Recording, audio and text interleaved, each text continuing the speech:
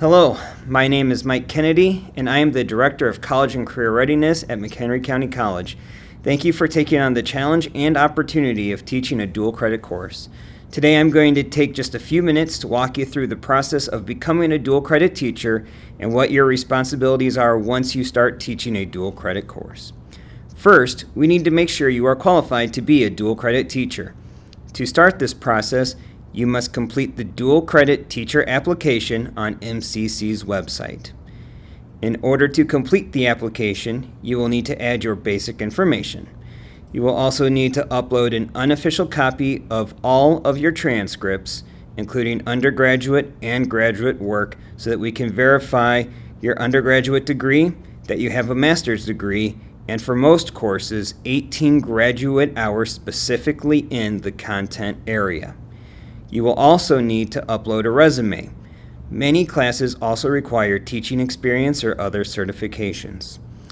Once you complete this process, please email me at mkennedy297@mchenry.edu so that I can go in and finish the paperwork that I need to complete. Once you are approved to teach dual credit, you will receive a series of emails. The first should come from our HR team. This could come from Anita Rower, Diana Dominguez, or our Ask HR email. They will request any additional information they might need in our database. The second email should come from HireRight, which is our background check company. It is necessary that you complete our background check policy. The third email will come from HR again, this time with your IT information to log in to MyMCC. MyMCC is where you will go to complete your syllabus, enter the 10-day attendance verification, and grades at midterms and finals. Now that you are officially in our system and can log in, we need to get students into your class. I work with the counselors and data specialists at all high schools to get the initial student rosters loaded. As the teacher of a dual credit course, you are the only person that can see the high school roster in your district's database and the students on the college roster. This means that we are dependent on you to make sure that these rosters match. This needs to be set by the 10th day of class.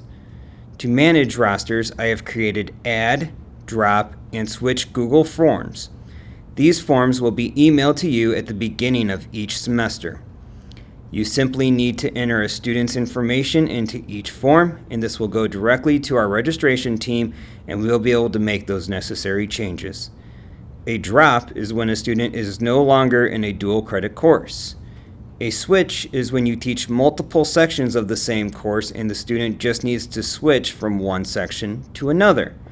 Finally, an add is when a student needs to get added to a section when they were not previously enrolled. For the add, a student also needs to complete a form so that we can create a record for them in our system.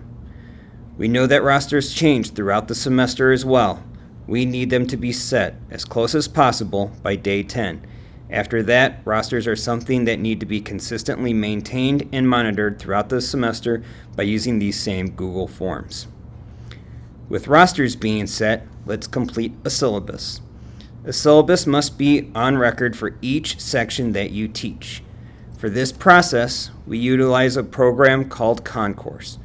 Concourse can be found inside of MyMCC. All of your sections are uploaded to Concourse. You can get to Concourse within MyMCC and then clicking on Canvas. It states that I have no classes because I am not teaching any this semester. The syllabus template is built as a tile and will be visible where it says I am not teaching any courses. You simply need to edit the editable sections, save them, and submit it at the end. Once you complete this for one section, you can copy that information over from one syllabus to another. With students in your class and a syllabus on file, you must now complete grades. During the course of the semester, you will submit grades 3 times. These are the 10-day attendance verification, midterm, and final. Within MyMCC, the frequently asked questions for rosters and grades will walk you through each of these processes. For the 10-day attendance verification, please complete the process outlined in this document. For the midterm grades that you can utilize only OK or NP. OK means that a student is still showing up to your class and plans to complete it. NP means that a student is no longer pursuing completion of your course.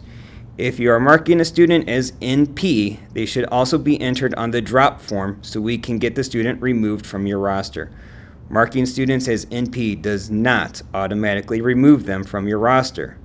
This also means that a student could be failing your course and still be marked as OK as long as they are planning to remain in your section for the semester.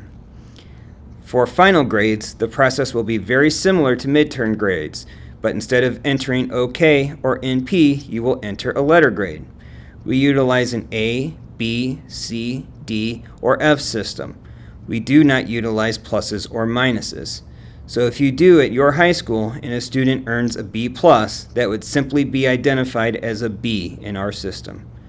For grading, you cannot complete one process until the prior is submitted. This means that you must complete your 10-day attendance verification before you're allowed to upload midterm grades, and midterm grades must be completed before you can submit final grades. At the beginning of each semester, I will send an email with all of this information, tutorials, screenshots, and links. Do not hesitate to reach out to me if you have any questions. I look forward to working with you during the semester. Thank you again for taking on the challenge and opportunity of teaching a dual credit course.